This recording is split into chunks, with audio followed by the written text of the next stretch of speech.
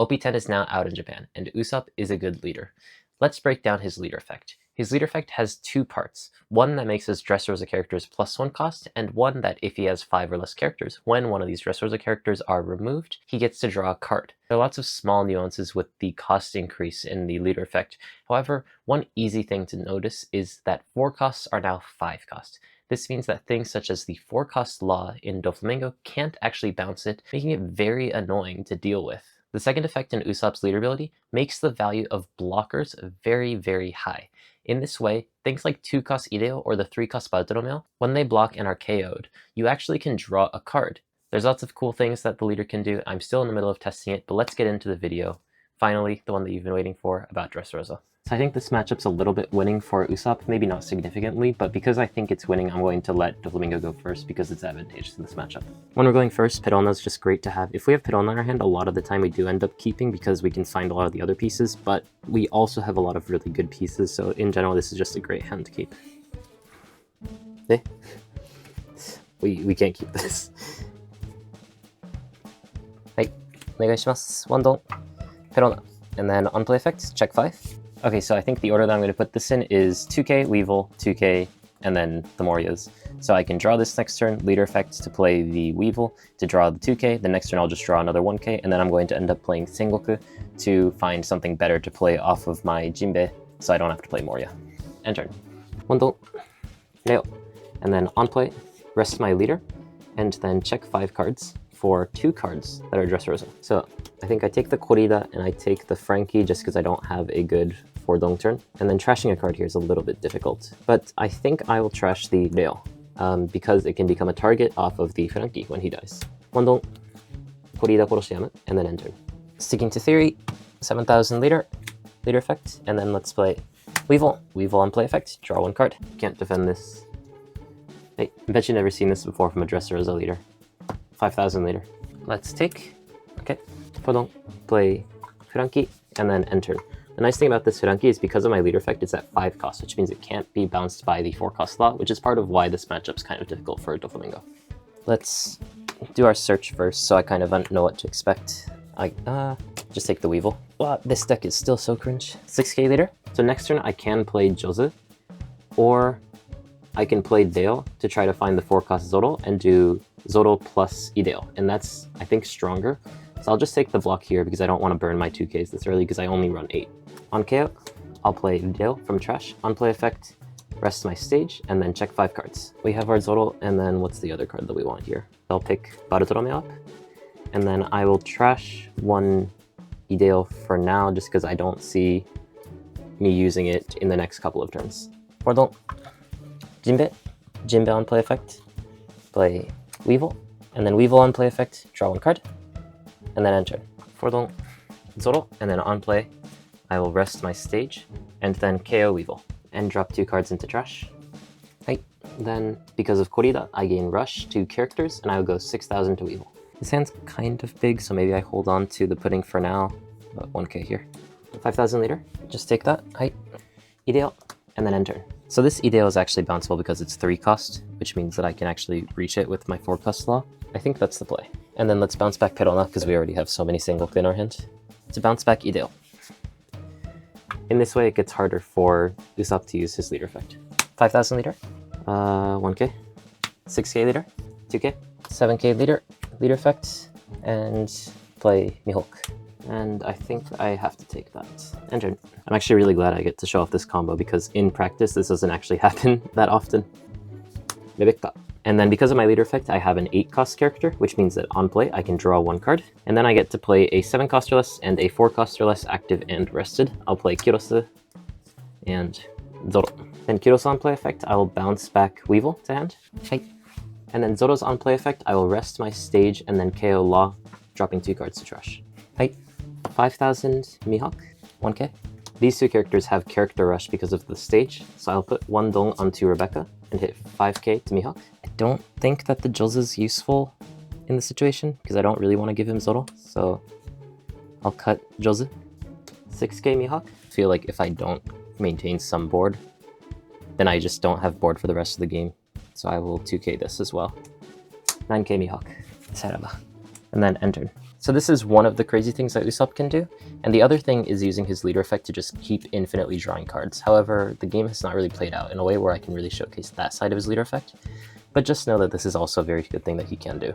Let's start with Sengoku, because I think if we find a Jinbe, then that actually changes how we're going to play out our turn. Okay, Jinbe. In which case, I kind of don't want to play Perona and leader effect, because I'm going to fill up my board anyways.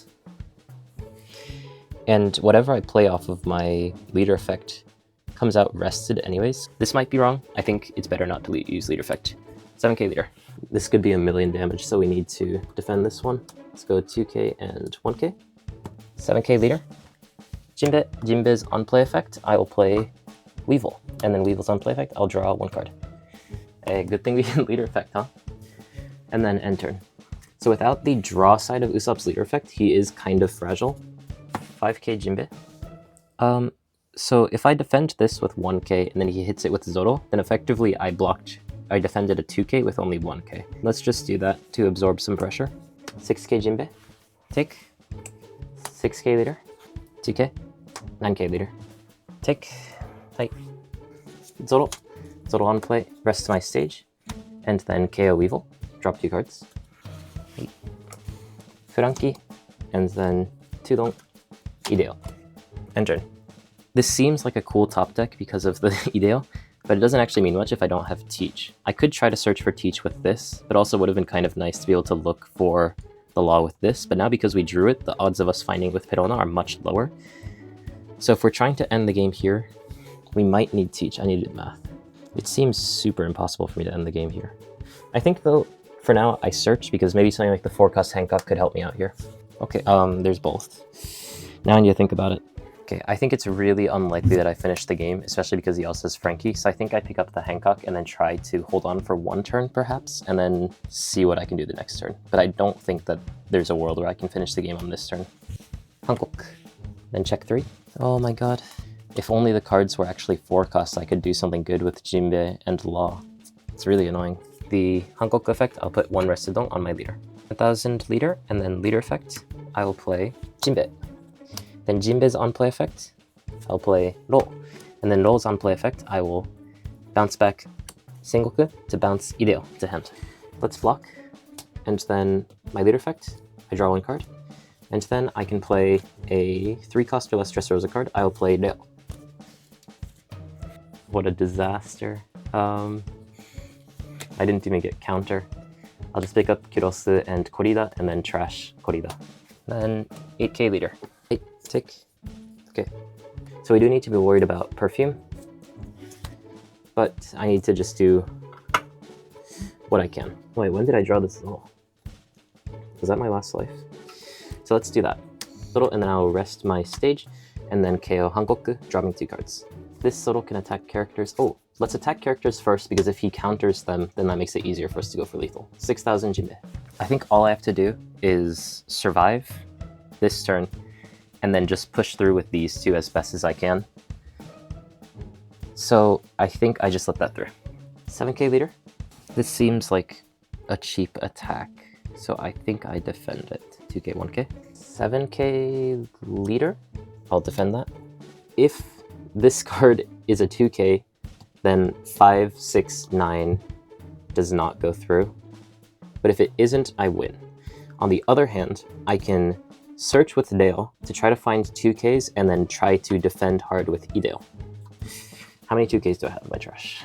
It also depends on how many are searchable too.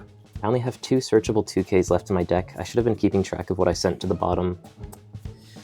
I think it's a bit too risky for me to try to go the defensive route, so I think I have to go for it. 5000 leader. Height. It's only 1k. 6000 leader. Take. 9000 leader. GG. Rock, paper, scissors, shoot.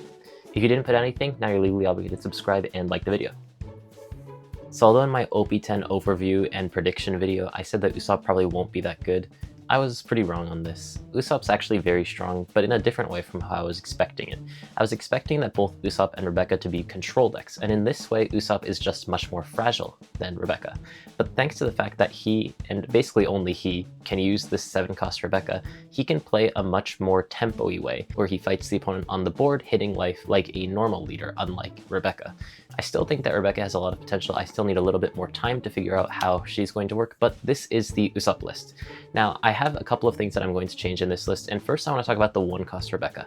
Now, the 1-cost Rebecca is historically very good because it helps you fill up your trash. However, this deck doesn't have any sort of cards that need a requirement on the number of cards in your trash. As such, you don't really need to fill up your trash that much. Not only this, but you don't actually have that many timings to play 1-cost searchers on the board. As such, Dale generally is enough. So the reason that you would run the 1-cost Rebecca is to just help you find the parts that you need in the early game, such as the stage. However, I don't necessarily think that the stage needs to be drawn that much in the early game, and something like Rebecca, for example, only ran 3 stages. So maybe we can find some space with this, and I think that this deck really benefits from having 2Ks. By having more 2Ks in deck, it's much easier to defend these 7K attacks and keep yourself below 6 cards. In this way, it's much easier to use the second part of your leader effect, where you draw extra cards and makes your deck very tanky. In my original testing, I was actually running 12 2000 counters and no Rebecca, but the reason why I tried it in this list is because of the 6-cost Joseph. Now, this deck doesn't have a particularly strong 6-stone turn. You play a 4-cost and a 2-cost if you have it, but you only have Ideal as 2-costs essentially, and if you don't do this, then it's fairly weak. As such, playing Joseph on the 6-stone turn can be quite strong. In this way, Joseph is pretty solid because he can also bounce back the searchers to your hand. For this, I think that it's smart to put in 8 searchers, so that's why I tried it for this video. However, I think this might be a bit flashy, and maybe you don't actually need to do this. I think that it's very valuable to have more 2Ks in the deck, and I don't think that Rebecca has that much value as a searcher within this deck, so I think I would probably only run Dale. I think that cards such as Soldier and Ice Age, for example, are very valuable in the mirror, as well as things like the Shanks matchup, and then things like Gravity Blade or Red Rock can be very good against Teach in tandem with some of these cards. As such, taking in these cards might be a generally good thing to do, and this is probably what I would turn the list in for. I'm still working on a Rebecca list, and obviously I'm going to keep working on Usopp as well, and when I have something new, I will let you guys know. If you guys enjoyed this video, make sure to like and subscribe, and I will see you guys next time. Bye bye.